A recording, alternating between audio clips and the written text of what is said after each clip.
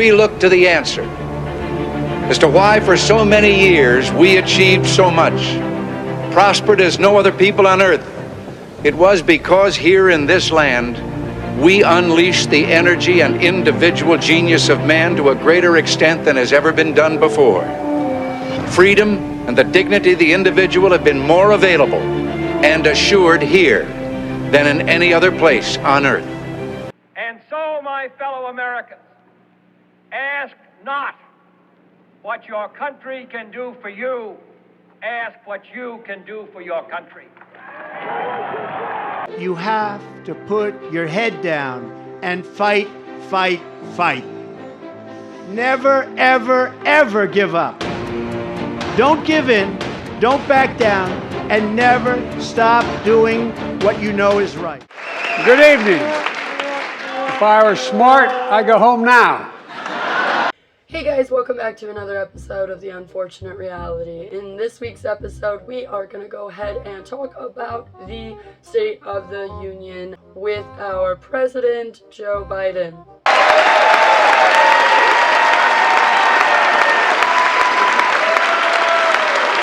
This is Joe Biden after they gave him 40 cc's of the craziest adrenaline that you can get your hands on.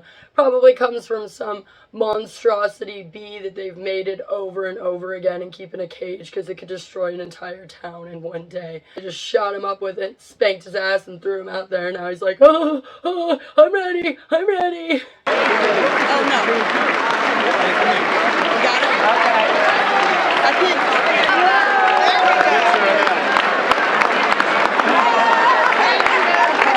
He's all holding those cell phones. What is this contraption? It's a smartphone. Members of Congress. What year is fellow it? Americans. I watched this stuff for you so you don't have to. People like Keith Olbermann were saying it was not just Joe Biden's best speeches, but one of the best presidential speeches ever delivered. Really? I don't usually go after Keith Olbermann. He is the Democratic gift that just keeps on giving. He really is in a delusional state to the State of the Union speech, as well as that is supposed to bring the parties together. That's supposed to bring the country together. And it was just an angry rant from an angry old man. Be honest. The threat to democracy must be defended. My predecessor and some of you here seek to bury the truth about January 6th. I will not do that.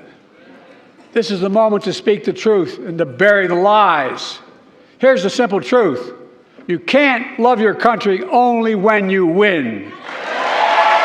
Yes, there was an article in the Washington Times, and I'm not going to have time to read it to you, but psychiatrist sees signs Biden was medicated for State of the Union performance. No shit. I've seen a lot of pictures of Kamala Harris, and it really, really bugs me. And I zoomed in like so far on her flag. No matter what editing program I tried to use, I could not stabilize the picture. And I was able to look up what the pin is. A gold American flag pin from Tiffany's.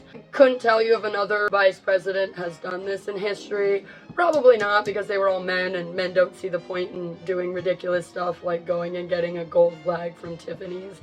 You're the Vice President of the United States. Your flag should be red, white, and blue. It should never be gold. And you're wearing it to the State of the Union, which is like a big deal for politics. I think as Mark Dice put it, it's like the Super Bowl. And it's such a stupid little thing to get caught up on. But you're the Vice President. Wear the fucking flag. Do you think Kamala Harris had to throw in an extra leg day?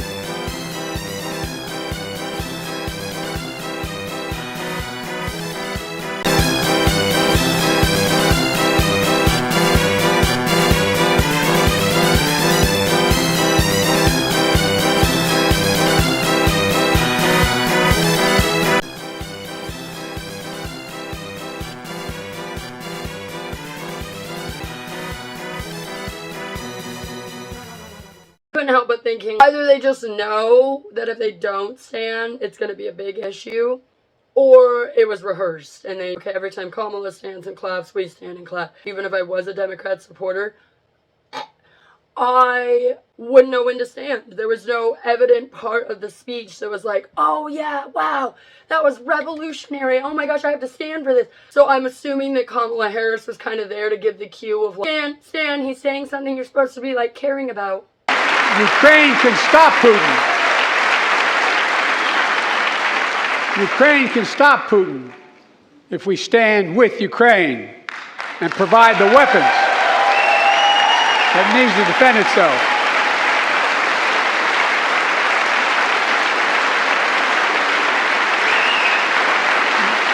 The reason Mike Johnson is clapping for the Ukraine bill, not scolding him or hoping that lasers would come out of his eyes and go directly into the back of Joe Biden's head like he was doing the entire speech, his decision to put the bill on the floor for Democrats and Republicans to vote for. If the bill gets put on the floor, it will 100% be passed. They will send $95 billion to Ukraine.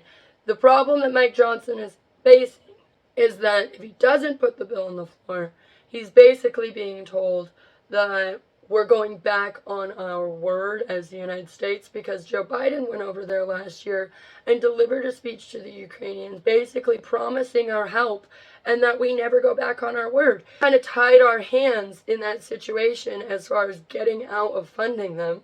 And Mike Johnson, being a Republican, understands that it's a horrible bill. It's an unwinnable war for Ukraine. No matter how much money, no matter how many weapons we send to Ukraine, they just don't have the manpower to fight. And if you watched my Ukraine video, you'll know that Ukraine is a divided country. So within their country, they are divided. Half of them wanting to go to Russia, half of them wanting to go into NATO. On top of that, not having enough population and the massacre that is taken on in Ukraine from their own people. Vladimir Putin wants nothing more than for Ukraine to be safe. The expansion of NATO is what's causing the idea of World War III. You watch the Tucker Carlson Vladimir Putin interview, you will know that Vladimir Putin does not want to go to war. The threat I think you're referring to is a Russian invasion of Poland, Latvia, expansionist behavior. Can you imagine a scenario where you sent Russian troops to Poland? Only in one case, if Poland attacks Russia. Why? Because we have no interest in Poland, Latvia, or anywhere else. Why would we do that? We simply don't have any interest. It's just threat-mongering. Not want to go to war with the United States.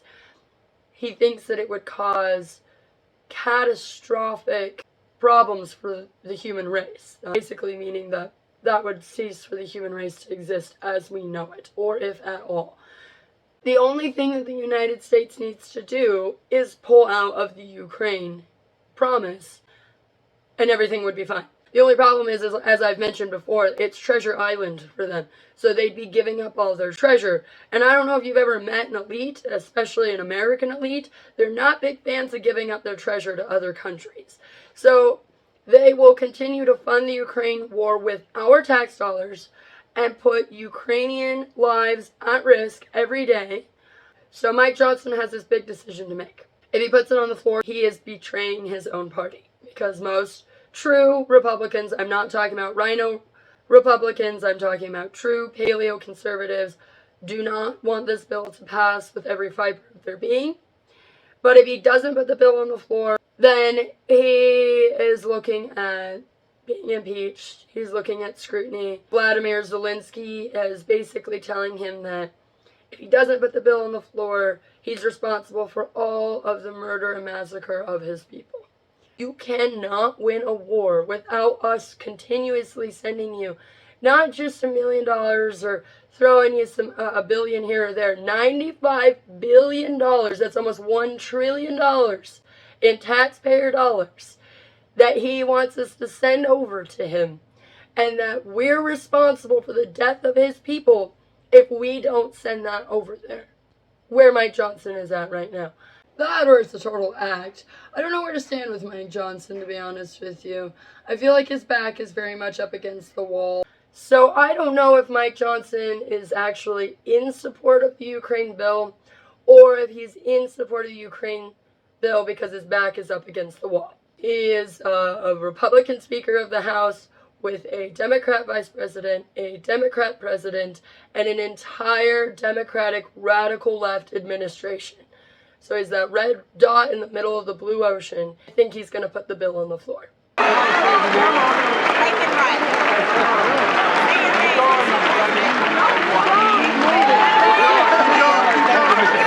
Marjorie Taylor Greene was there. Joe Biden was not able to avoid her when he came in, and she bombarded him with Laken Riley's name and even handed him a pin. Later on in the speech, she said, say her name, when they were talking about the illegal criminal immigrants coming in over our border. Not really.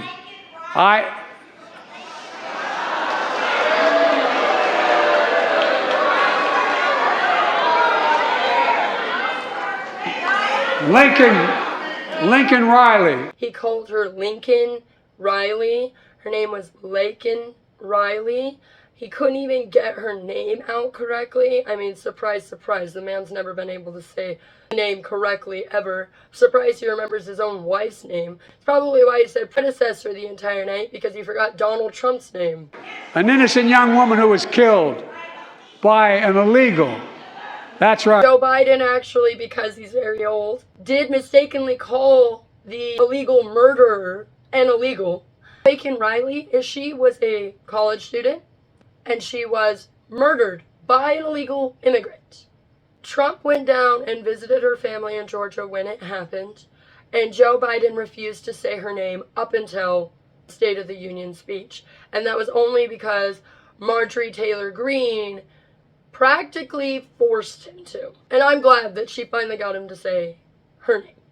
But the way that he handled it, and the way that the Democrat Party handled it. Do you regret using the word illegal to describe immigrants last night, sir?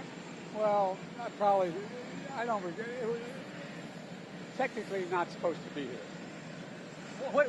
During your response to her heckling of you, you used the word illegal when talking about the man who allegedly killed Laken Riley. An undocumented person. And I shouldn't have used illegal. It's undocumented. And look. They should have said undocumented, but that's not a big thing, okay? What's the big thing about it? No, I actually wasn't even going to ask about that. I was just going to ask more about the moment. But you do think that he should have said undocumented? That wasn't going to be my question. Well, we usually say undocumented. He said illegal. I don't think it's a big deal. After the speech was disgusting. Right. But how many of thousands of people being killed by illegals?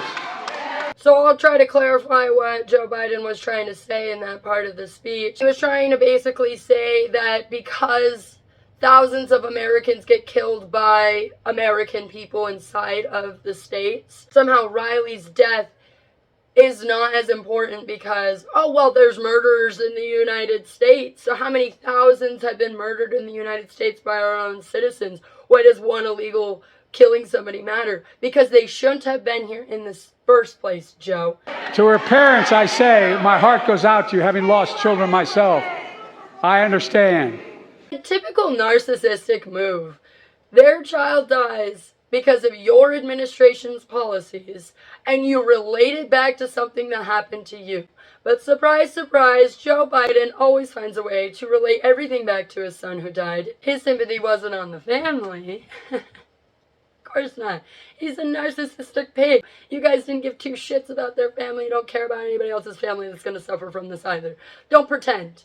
Don't pretend. I know that's what you're good at, but when somebody dies, somebody loses a child, especially at such a young age when they're going to college and they're about to have their whole life in front of them, they have to know their child lost all of that and they have to continue living. Don't act like you care. I will never call them undocumented. They're illegal criminals. That's what they are. What he did was illegal. He murdered someone. You'd have no problem calling a white guy in the United States felon or murderer. What he did was illegal. You'd call him everything underneath the sun if this was a white guy that murdered Riley. But it's an illegal immigrant, right? So, gotta be nice to them. because they suffer. They didn't get to be born in the United States, so they're suffering. And afterwards, of course, Trump had to have his own rebuttal speech. 2 nights ago, we all heard Crooked Joe's angry, dark, hate-filled rant of a State of the Union address. Didn't it bring us together? Remember, he said, I'm going to bring the country together. I'm going to bring it together. No. He's a threat to democracy. I will tell you, he's a threat to democracy. Where Trump talks about Lincoln Riley. And the really sad thing is Trump actually went to go and talk to Lincoln Riley's family. The best. She was the brightest light in every room, they told me, and she was the whole world to her parents and to her sister, and just to the whole family. Incredible. Then the unthinkable happened. 16 days ago, Lakin went out for a morning jog. She was in great shape. She wanted to keep herself that way. And she never came back. They knew something was wrong. An illegal alien criminal who Joe Biden intentionally released into our country. He's talking to Lincoln's mother, and he just says, I know. When you do work like this, where you get up here and talk about the truth and how bad things really are, how exponentially worse things are becoming, and how escalated it's become, you do a lot of research in this line of work, I guess you could call it, and you get hit with a lot of true tragedy, true sadness. And the really unfortunate part about that is it's enough to drive a person crazy. It's not only the disgustingness of it happening, rape, murder, torture, it's the disgustingness of it being lied about. The audacity that our media had to not even discuss who murdered Lincoln Riley, who raped, tortured her, and dismembered her body so much so that she was unrecognizable. Not only that, part of the horrificness of it was just so completely unnecessary. And the fact that Joe Biden brings it up in the speech and in his narcissistic, psychopathic characteristics, relates it to himself as if he could even understand the tragedy that they're going through, other than the fact that he's lost a child.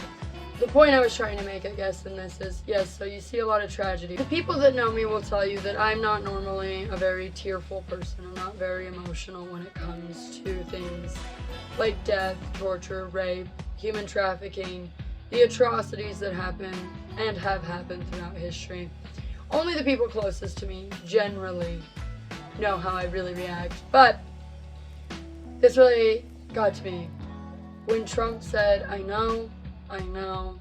We are profoundly honored to be joined today by the family and loved ones of Lakin and some of her great friends. I met them. They're so incredible. The whole group is incredible. To Lakin's parents, John and Allison, and her sister, Lauren, her roommate, Connolly, and to all of those who loved Lakin, the hearts of hundreds of thousands and indeed millions and millions of Americans and people worldwide, they're shattered alongside of your beautiful hearts.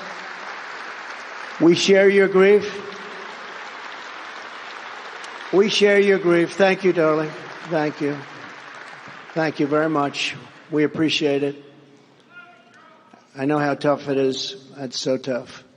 That is the desperate voice of a person who really has no way of comforting you. When I lost my first husband, I remember just sobbing and bawling, and it was really awful at moments. I was sitting there and I was bawling my eyes out, and my dad, he put his arm around me and he said, I know. And when Trump said that, I felt all of the grief that it is to lose someone, all of the torture it is to never see that person again, to never hear their voice, to never see them walk again, never tell a joke again, never hug you again. Their very essence and presence is gone from this world. And to lose a husband like that was terrible, but to lose a daughter in such a way as murder, rape, and torture, and never be able to see that, I cannot imagine. That's really all you can say is, I know. I know. And this is truly awful. There are no words. What the liberal media has done, extremely illegal and heinous and disgusting. We are amongst the worst of the worst. They've come out to hunt. They're here. They're on the stage. They're loud. They're proud. It reminds me of the movie Little Nicky, where the demons are out. They're out to play. It was not the best speech of all time. It was not the best presidential speech of all time by any means. Probably one of the better ones from Joe Biden, sure, but I don't know. Can we even call it a speech? It was just a rant about Donald Trump. It was just a rant about Republicans and conservatives. The fact that our president can get up there, insult 50% of his nation, insult Congress, insult murder victims in such a manner, we still just act like this is okay. We continue to go on in this direction. It's a depressing episode, guys, honestly. Very just disturbing. Another disturbing view of the Biden administration, Joe Biden, Kamala Harris, and how corrupt and evil the United States has become. Deserve the freedom to be safe. And America is safer today than when I took office. Year before I took office, murder rates went up 30%. 30% they went up. The biggest increase in history. Did he just say the delusion that you would have to be in to believe this? Just lie after lie after lie, and we just sit here and gobble it up, folks. Just, yep, this is the safest America's ever been. I mean, don't believe your own eyes and ears. Believe what they're saying. They know what's best. You guys might have heard in this speech, a Gold Star father, as the internet is calling him, yelling, "First Marines, Abbey Gate," Steve yelled down at the president, "2nd Battalion, 1st Marines." And he was yelling it from the stands. And from this article in the New York Post, he was arrested. I mean, yeah, he was arrested. I understand he was hyped up. Maybe he should have definitely left the auditorium. But he was arrested. He was charged with crowding, obstructing, inaccommodating Congress, a misdemeanor that typically results in the offender's release after paying a $50 fine. So then why did he have to be arrested? Not enough, though. The rest of you have to speak out. Don't let this crap fool you. They are lizard people in human skin. Life's rough. Bring an extra pair of underwear. People are charlatans, and it is our duty to America, to human beings, to society, to evolution, to growth, to the truth, to expose them for the disgusting, nasty people that they are. On to our final segment of the day, Heroes into Villains. This week's episode, we're going to have Miley Cyrus on as our honorary guest. I saw this while scrolling through the social medias, the webs of the internet, and it says, "Protect kids, not guns." Oh boy. I love that she's wearing pajamas when she wears the shirt, because it shows how much she really gives a shit about kids. Or guns, for that matter. She has like a 50-foot tall fence around her house and security all the time. Of course she doesn't think guns are important, because she has 24-hour protection. She doesn't imagine that you need 24-hour protection. She doesn't imagine that you exist. Remember that. They don't care that we exist. They've come to a heightened sense where they don't view us as their bosses. They view themselves as gods bestowed onto us. So why would you need a gun to protect yourself? Why not just build a fence and hire security? I was a big fan of Hannah Montana, I'll admit that. It was during my era. I was a 12-year-old girl. I was easily influenced. That's why Hollywood propaganda is garbage, because they unfortunately influence us to believe things that we don't believe that we wouldn't normally believe. So during my life, I've always thought Miley Cyrus was just some hick girl with a hick dad that sang country music and rode horses. Turns out that is incorrect. Miley Cyrus is also a demon from hell, probably. Sorry, I don't know why I thought that was funny. Probably a demon. This just in, Miley Cyrus, a demon from hell? Probably. So I did dig up some research. I knew after Wrecking Ball and the whole shebang with one of those guys, what's his name? Chris. I don't keep up with that crap. She was with some guy. I think he was in the Avengers or something. Anyway, Liam Hemsworth. That's his name. Yeah, okay, so I knew there was some drama surrounding that. Wrecking Ball came out. She became a total catastrophe. She cut her hair off. She dyed it blonde. And then she was naked all the time on TV. After that, I quit paying attention because when anybody makes a scene like that and becomes traumatic, I instinctively just don't want to pay attention to them. I don't like people that act like that. First of all, protect kids, not guns. Stupid saying. I have 5 kids, so I actually have my guns to protect my kids. Thank you very much. Protect kids, not guns. Terrible slogan. You can do both at the same time. I assure you.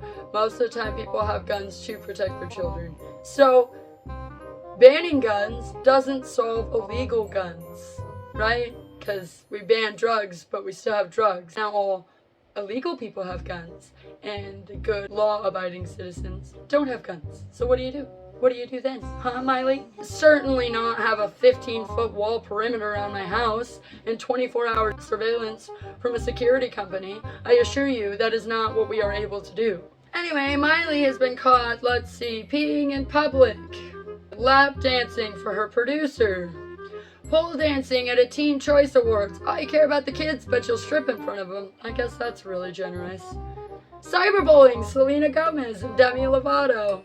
Interesting. Cyberbullying leads to teen suicide rate. By implication, Cyrus is saying that because O'Connor has had mental health problems, she is not in a position to comment or hold an opinion. So she basically mocked O'Connor for having mental health disorders. That's not the only cat fight that she's been in either. Miley Cyrus has been in a cat fight with Katy Perry, Avril Lavigne, pretty sure Mariah Carey, Selena Gomez, Demi Lovato, Taylor Swift, and possibly even Beyonce. She literally starts a fight with every single person, not to mention the insane psycho stuff that she did to Liam Hemsworth. So, to be honest with you, any message coming from Miley Cyrus, I'm probably not going to believe. And she spent my entire childhood with a split personality disorder, so if that doesn't scream somebody that's not mentally stable, I don't know what is. So protect kids, not guns, is, again, terrible slogan and completely hypocritical. So everybody on this show always has a reason that they're on the list, and Miley Cyrus, for so many atrocities, I'm gonna pick the least worst one, which is that you're just a hypocrite. You're a lot like any other Charlington. You pretend that you're a good person by saying, you know, save kids, not guns. Meanwhile, you treat people beneath you, people who are poorer than you, like crap. You treat your other coworkers like crap. You treat your husbands and your boyfriends like crap. And you've even been cited treating your family like crap. So everything that you say is crap. You're crap. Thank you so much for tuning in for another episode. I hope to see you guys next week. Remember to hug your children, and may the odds be ever in your favor.